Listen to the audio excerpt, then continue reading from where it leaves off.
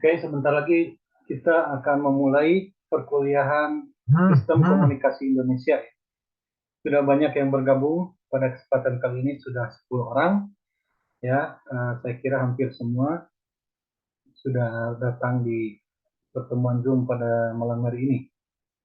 Kita tiba pada pertemuan ke-9 setelah minggu lalu diadakan di kelas, ya, membahas mengenai opinion leader, peran opinion leader. Ya, pada kali ini kita akan membahas mengenai karakteristiknya. Ya, masih ada kaitannya dengan opinion leader, lebih fokus kepada sifat-sifatnya atau karakter dari seorang opinion leader, ya, bagaimana yang ideal, bagaimana yang standar diakui di masyarakat Indonesia, ya. Itu yang coba kita kaji pada saat ini. Dan juga kita akan mempelajari berbagai macam istilah opinion leader di daerah-daerah yang berbeda sekitar Nusantara, ya. Contoh-contohnya gitu. Dan faktor-faktor apa yang membuat mereka menjadi seorang pemimpin di suatu wilayah atau daerah, ya.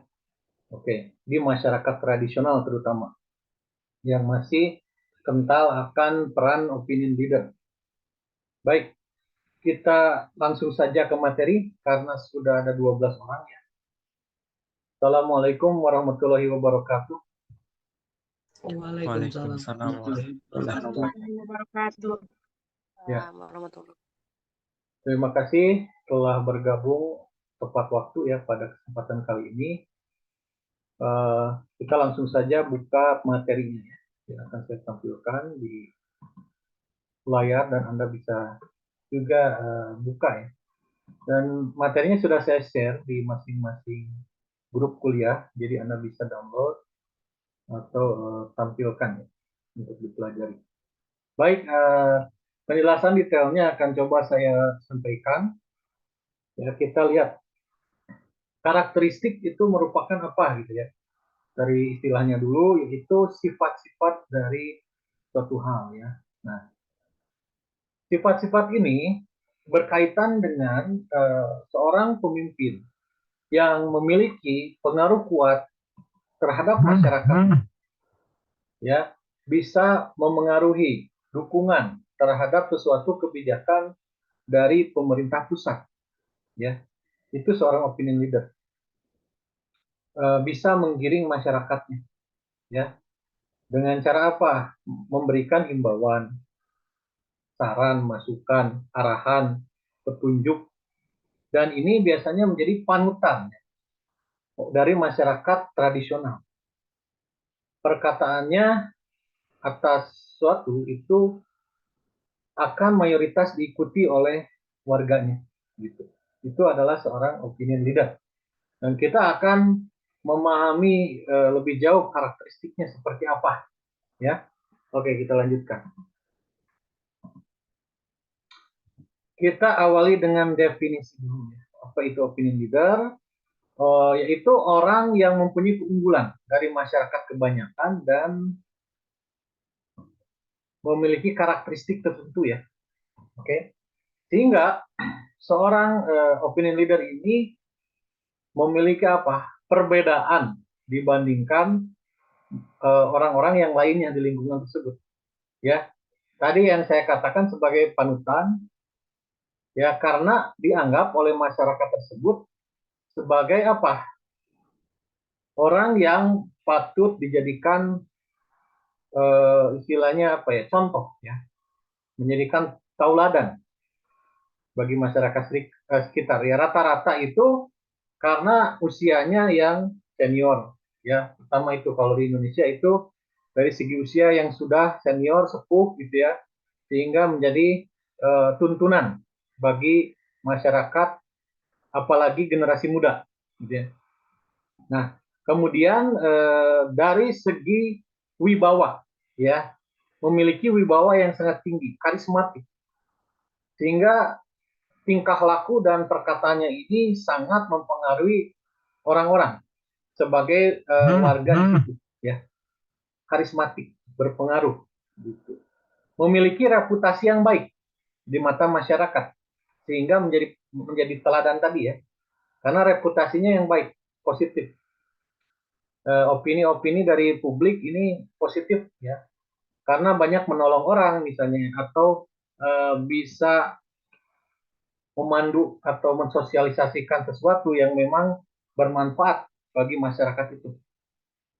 Dan kemudian ada pengertian lain dari Depari dan Andrew 1982 ya, dalam bukunya, seorang opinion leader memiliki status sosial yang tinggi akan senantiasa memelihara nilai-nilai serta norma kelompoknya sebagai syarat minimal mempertahankan statusnya.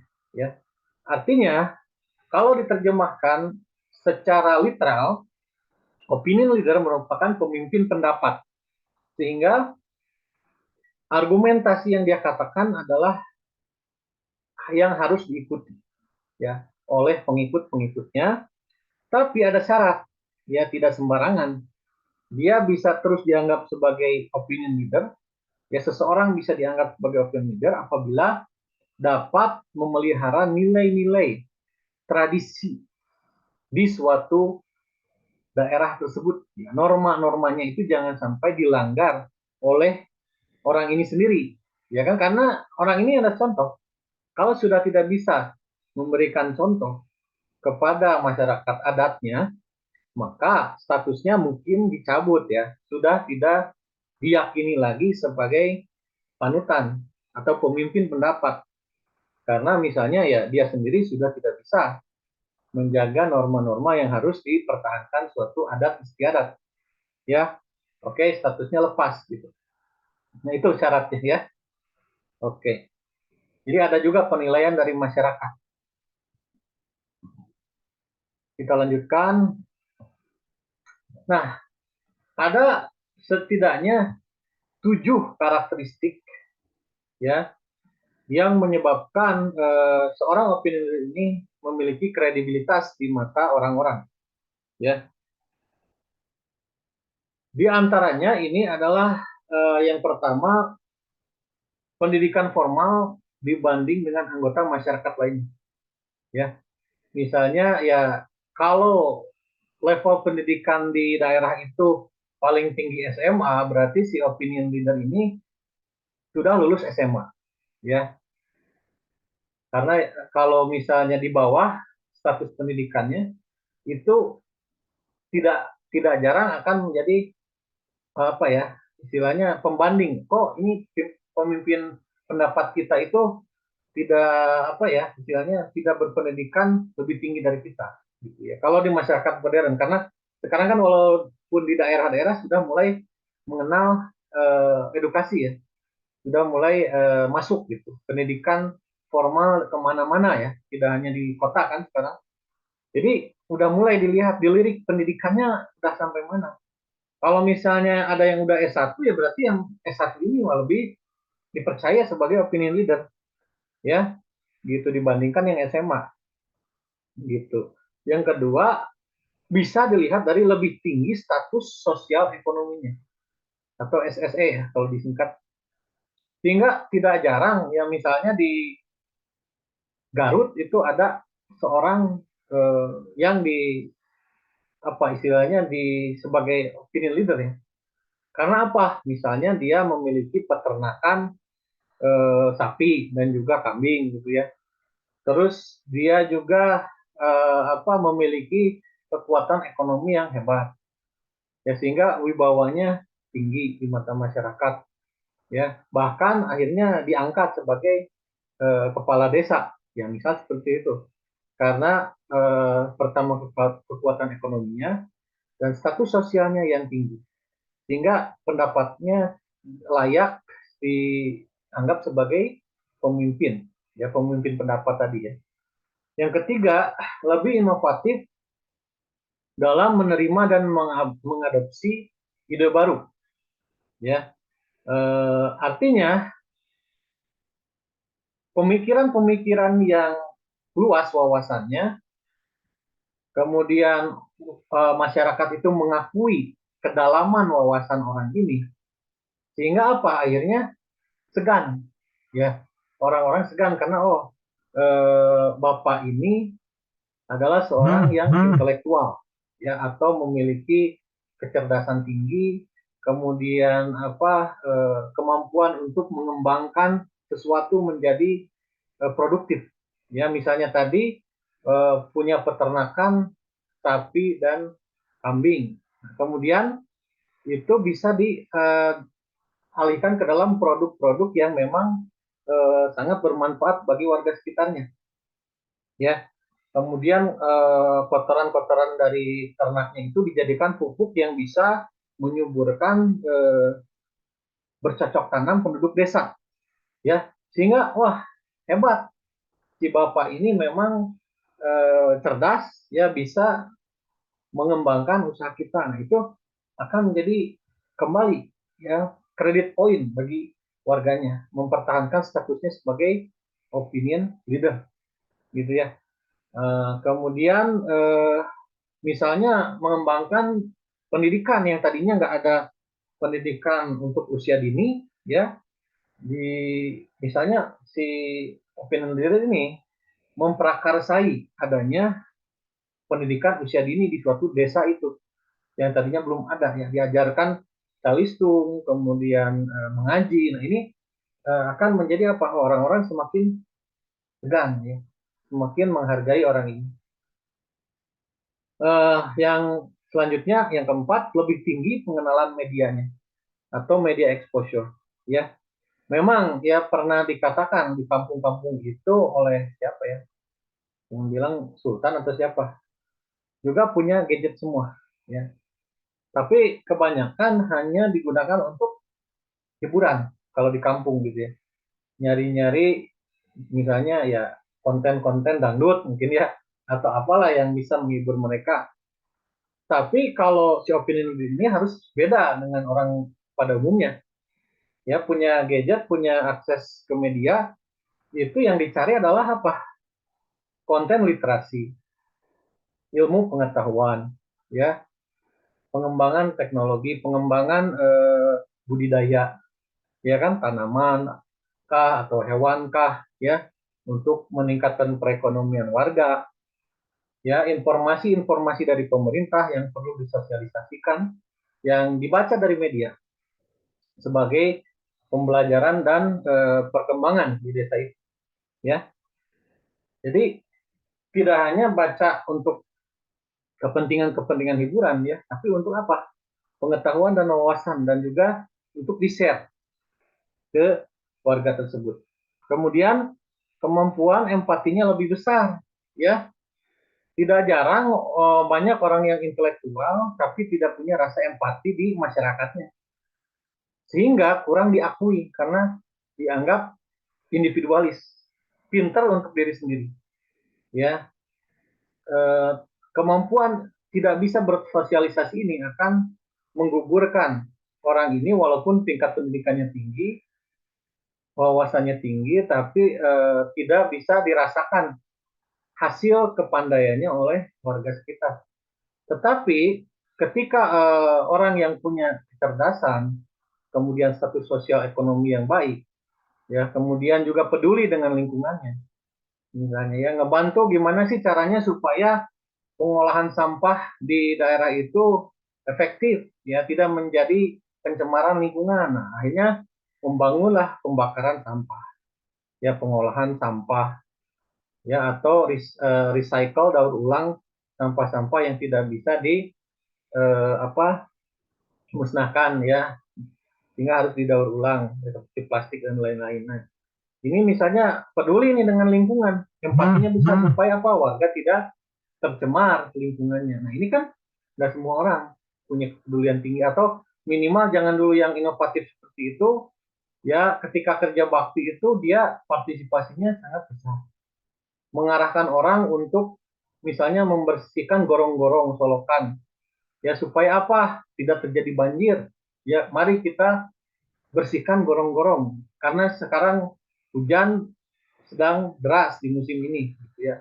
Nah, mari kita kerja bakti bersama, gotong royong misalnya, supaya warga tidak kebanjiran. Nah, ini kan nggak banyak orang yang bisa punya inisiatif tinggi seperti ini, mengajak orang-orang, ya.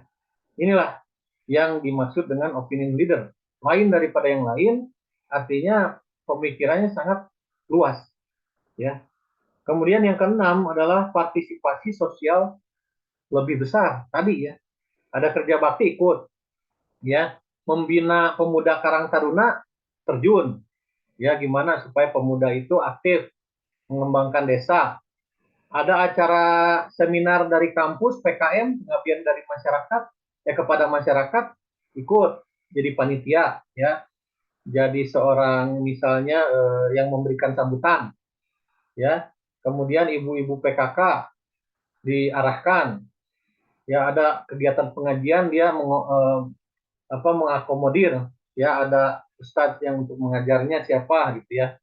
Kemudian pesertanya juga disediakan waktu di mana mereka senggang, ya, di jam-jam senggang mereka atau di hari-hari di mana mereka tidak sibuk.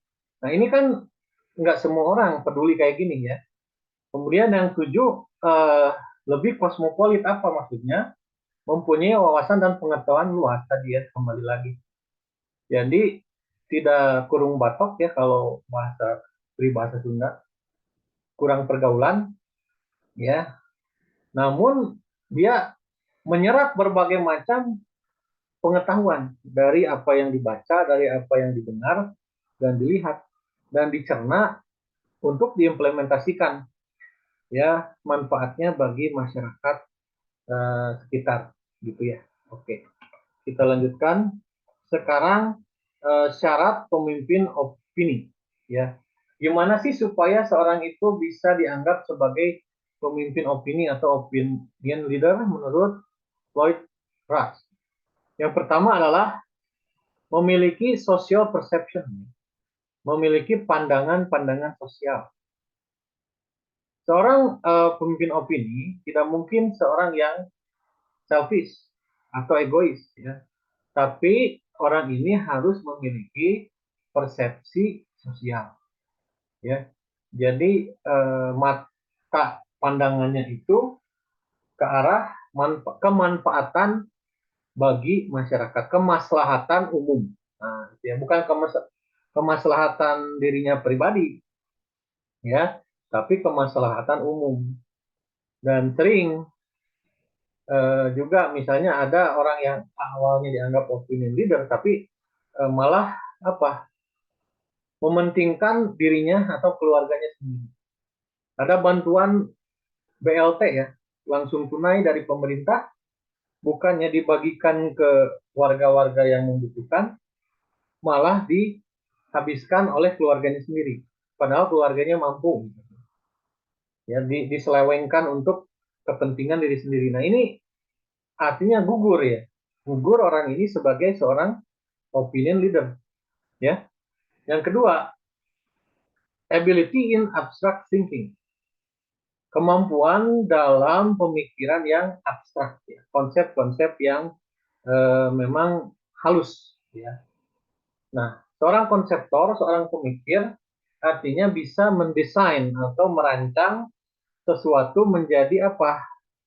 Kreativitas yang baru, ya, inovasi yang baru, ya. Contohnya, bagaimana supaya apa?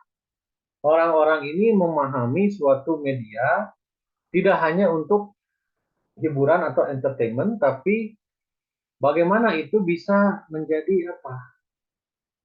Praktek-praktek di keseharian. Jadi coba tidak hanya nonton, ya, ada konten masak-masak, memasak. Coba dari sosial media yang Anda baca itu, warga-warga misalnya bisa masak menu yang mereka tonton, bisa mempraktekannya untuk keperluan apa sehari-hari, misalnya mau jualan. Tadi coba contoh-contoh menu-menu masakan yang menarik supaya laris jualannya, gitu kan. Mempelajari pengobatan-pengobatan herbal. Nah, di kampung itu banyak tanam-tanaman. Coba pelajari di internet atau di media, ya, tentang tanaman-tanaman yang berguna untuk mengobati, ya, punya khasiat untuk mengobati penyakit tertentu. Nah, ini supaya apa? Orang-orang paham, ya. Kemudian yang ketiga, emotional stability. Harus stabil emosinya, ya. Karena tidak jarang kalau pemimpin yang temperamental ini akhirnya membuat warga-warga segan, ya, dan juga tidak mau berbicara dengan pemimpin tersebut. Karena apa? Takut mudah tersinggung, ya. Misalnya ngomong anu tersinggung, marah, ya. Kemudian akhirnya orang-orang menjadi apa ya, merasa wah, ini nanti kalau kita punya ide yang seperti ini tidak berterima, langsung si opinion leader ini marah. Akhirnya ya lambat laun menjauhlah dari si orang ini, ya, karena memang sikapnya yang kurang stabil emosinya, ya, kurang bisa mengayomi, kurang bisa sabar dalam mendengar pendapat orang lain, ya. Nah, itulah 3 syarat pemimpin opini menurut Floyd Wright. Kita lanjutkan. Sekarang ada 2 bentuk opinion leader. Yang pertama adalah monoformik, yang kedua adalah polymorphic. Betul, polymorphic, ya. Untuk yang monomorphic adalah jika pemuka pendapat hanya menguasai satu permasalahan yang ada di masyarakat, spesialis dalam satu bidang saja, ya. Apa misalnya si opinion leader ini seorang dosen, maka dia hanya menguasai bidang pendidikan saja. Ya, jadi Anda bisa konsultasi sama saya itu kalau masalah tarbiyah atau pendidikan saja, ya. Misalnya, nanti saya adakan bagaimana supaya masyarakat ini bisa membaca Al-Quran, ya, program-program pendidikan. Nanti saya ajarkan gimana masyarakat sekitar bisa berbicara bahasa asing, bahasa Inggris, ya. Nah, misalnya ada orang-orang yang belum tahu bahaya tentang malaria, ya, DBD, ya. Dididik masyarakatnya, diberi misalnya wawasan untuk bagaimana cara menghindari sarang nyamuk, ya, yang penyebab nyamuk malaria. Nah, tapi kalau disuruh ke bidang lain, misalnya eh, di luar pendidikan, ya, misalnya ke tata kelola suatu perusahaan, gitu. Karena mau bikin misalnya koperasi unit desa. Nah, angkat tangan. Kalau saya nggak bisa, saya tidak paham dengan perekonomian, sistem perekonomian, bagaimana mengatur keuangan, saya nggak bisa, gitu ya. Nah, itu berarti monoformik misalnya, monomorfik, sorry. Nah, tapi kalau orang itu, si pemuka pendapat ini menguasai berbagai permasalahan yang ada di masyarakat, maka orang ini disebut polimorfik, ya. Mau bidang ekonomi bisa, bidang pendidikan bisa, ya, teknologi bisa, elektro misalnya. Oh, ini gimana nih? Sering terjadi konsleting di rumah warga ini, gitu ya. Permasalahan apa? Atau di area tertentu. Nah, dia langsung turun. Ya, bagaimana cara supaya di rumah ini itu tidak sering terjadi konsleting. Ya, misalnya dengan menaikkan voltase supaya bisa menyalakan berbagai macam benda elektronik di rumah itu karena sudah dinaikkan tegangannya, ya. Oke, kemudian dia juga paham yang lain-lain, misalnya ada transportasi desa ini rusak, nah dia juga bisa misalnya memberikan petunjuk-petunjuk supaya ini transportasinya bisa diperbaiki kembali. Wah, serba bisa, gitu ya. Bidang politik bisa, misalnya yang paham mengenai fenomena dukungan-dukungan terhadap parpol. Nah, ini berarti dia bisa mengarahkan segala hal, ya. Polimorfik, ya. Nggak harus semua juga. Misalnya 2 bidang, 3 bidang juga udah disebut polimorfik, ya. Lebih dari 1 bidang lah, ya. Itu udah bisa dibilang polimorfik. Oke, kita lanjutkan. Nah, di sini ada berbagai macam istilah opinion leader di Indonesia. Ya, ada istilahnya perewangan, ya, ada calak, wiwit, temanten, Petungan, ya, Japa, Jampi, Siwer, Alami, Tiban, dan lain-lain ini akan bergantung pada daerah masing-masing, ya. Kalau di Jambi misalnya Datuk, ya kemarin ya kata Alda itu adalah istilah-istilah di daerah, ya. Kalau di Sunda sesepuh gitu kan. Nah, kemudian opinion leader dalam politik, bagaimana penerapan gitu. Tentunya ya si pemimpin opini ini akan menggiring masyarakat untuk apa? Mendukung kebijakan pemerintah atau menolak kebijakan pemerintah. Ya, bahkan misalnya meraih dukungan penuh untuk calon kandidat di legislatif ataupun eksekutif, ya, karena memang seorang ini dipercaya wawasannya luas, ya, mengetahui yang mana calon yang baik, sehingga ya masyarakat itu ya nurut manut gitu, jadi followernya gitu ya, pengikutnya. Oke, yang pertama adalah mempengaruhi proses kebijakan politik di Indonesia. Ya, tadi ya sudah saya katakan bahwa ditolak atau diterimanya kebijakan si opinion leader ini memiliki andil yang sangat besar. Ya, misalnya rame-rame mau menerapkan vaksin di daerah desa tertentu, kalau si opinion leadernya ini merestui atau menyemangati orang-orang, ayo ayo kita vaksin dulu supaya terhindar dari penyakit, ya tidak hanya COVID, misalnya hepatitis atau apa ya, vaksin-vaksin penyakit lainnya. Nah, sehingga orang-orang tuh paham fungsi dari vaksin itu sendiri, ya. Kalau tidak divaksin nanti misalnya kena penyakit liver, ya, kena penyakit hepatitis, sehingga misalnya eh, imunitas kita terhadap penyakit terganggu. Ayo Bapak Ibu coba divaksin, ya, sejak usia dini nih, anak-anaknya kasihan nih, supaya nanti dewasa tidak terkena penyakit tersebut misalnya, ya. Nah, orang-orang percaya gitu dengan arahan itu karena sudah jadi panutan. Tapi misalnya ditolak, ya, opinion leadernya nggak setuju dengan vaksin. Buat apa pakai vaksin misalnya? Pakai vaksin itu racun. Wah, ada kan yang ngomong gitu ya. Kalau di kampung kan ada yang ngomong gitu juga. Pakai vaksin itu nggak tahu dari mana bahannya, coba. Ya, ini halal atau haram kita nggak tahu misalnya. Nanti kalau pakai vaksin malah tambah penyakit loh, ya, nambah-nambah penyakit, malah jadi rentan, gampang kena penyakit.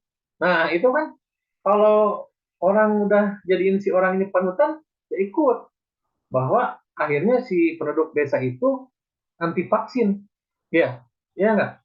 Itu. Jadi bisa mempengaruhi proses kebijakan, ya. Kalau di politik apalagi? Tadi eh, yang poin kedua, ya, poin kedua sorry. Ini yang politik, ya. Kalau tadi kan kebijakan aja, kebijakan pemerintah untuk apa, menyebarkan vaksin gitu ya. Nah, kalau yang politik misalnya eh, di sini misalnya apa, pemilu sorry, pemilihan presiden, ya, dalam pemilihan presiden ini misalnya, wah, sekarang udah boleh 3 periode, wah, misalnya 3 periode, isu tiga apa, kebijakan presiden bisa sampai 3 periode. Nah, si pemimpin opini ini bisa saja menggiring masyarakatnya untuk apa? Mendukung hal tersebut, ya.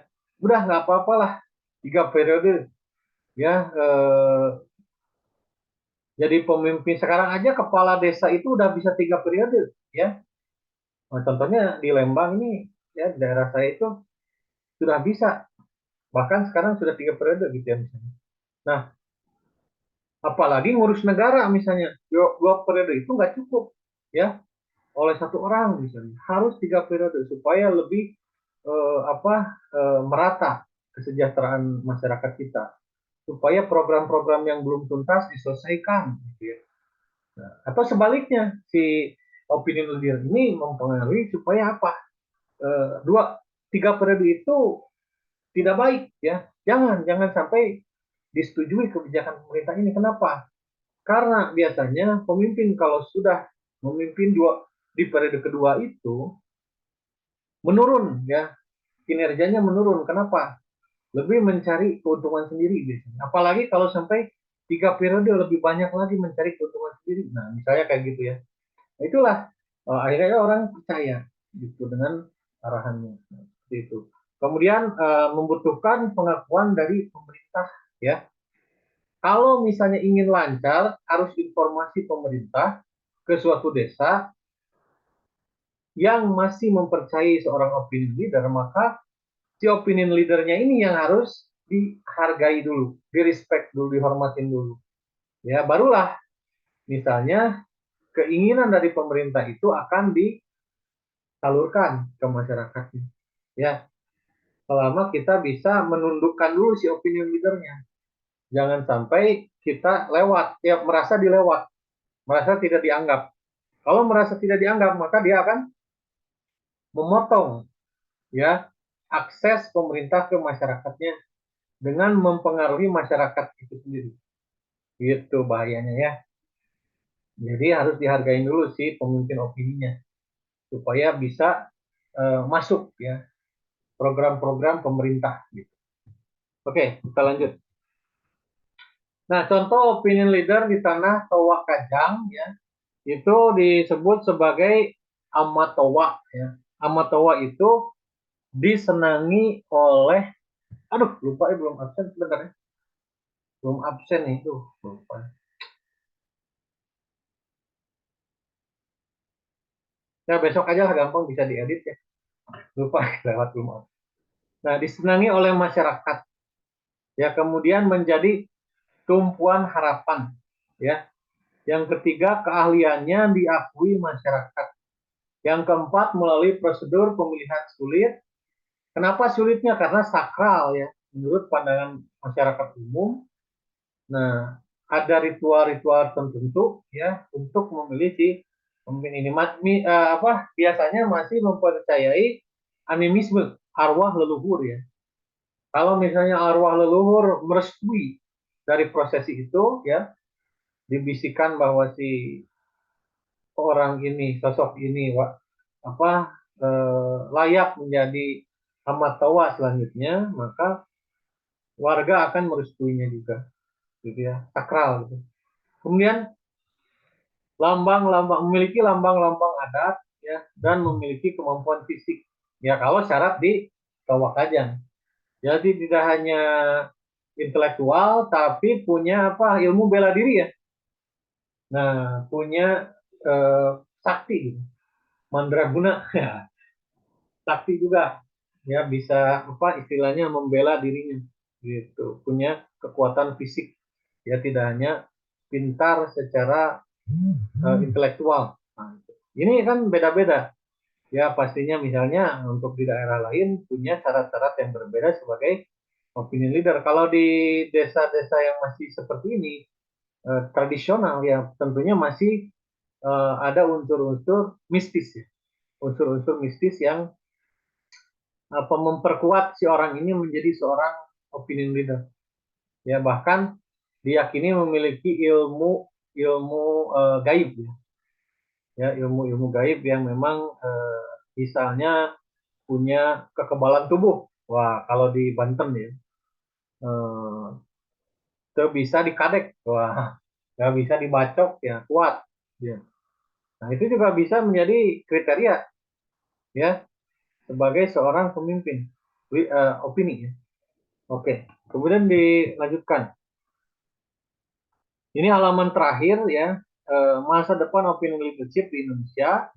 Ya, ini perkembangan teknologi dan modernisasi tak jarang menjadi hambatan ya, bagi orang-orang untuk menjadi tradisional, untuk masih memegang tradisional.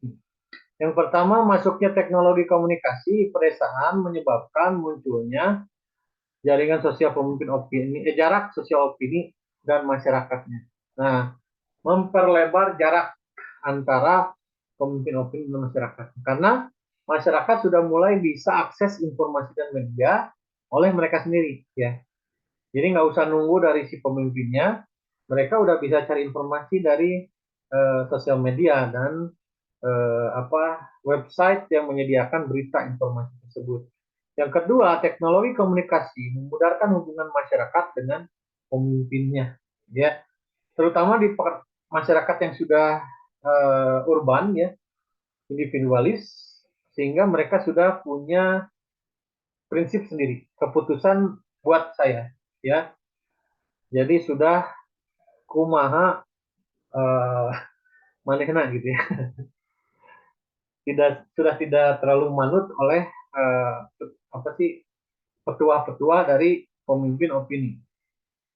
Yang ketiga, teknologi komunikasi menghadirkan suasana saling menguntungkan. Artinya, informasi itu tidak selalu datang dari seorang pemimpin opini, tapi juga dari diskusi-diskusi antara warganya. Ya, jadi sebelum itu disampaikan, warga-warga juga sudah tahu dan mendiskusikan isu tersebut yang ada di tengah-tengah masyarakat. Ya. Yang keempat, teknologi komunikasi memperluas pengaruh opinion leader tidak hanya dalam bidang sosial, namun bidang politik saja. Dan juga ya, sorry. Ya, jadi ya, tapi bahkan bisa juga ya teknologi komunikasi ini justru memperkuat seorang opinion leader. Nah, tadi kan memperlemah, tapi bisa juga memperkuat justru ya. Karena apa? Mudah mendapatkan akses informasi kalau sekarang ya. Untuk menjadi seorang yang berwawasan itu gampang, tinggal rajin baca kalau sekarang. Karena nggak usah ke perpus ya, tinggal buka-buka aja website yang memiliki nilai edukasi.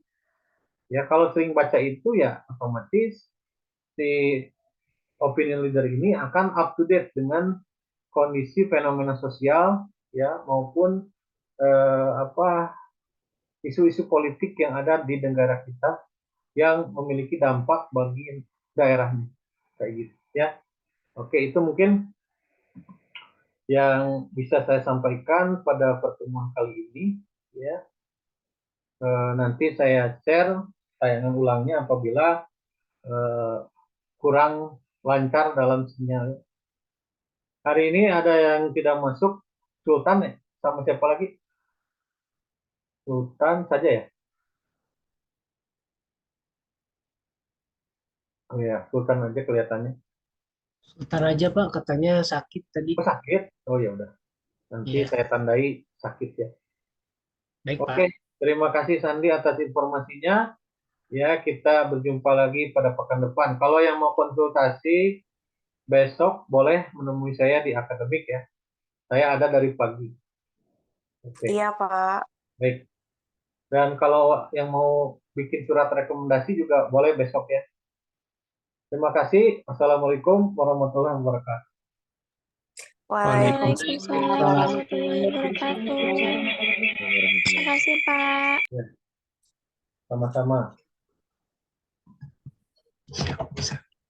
Baik, you're welcome.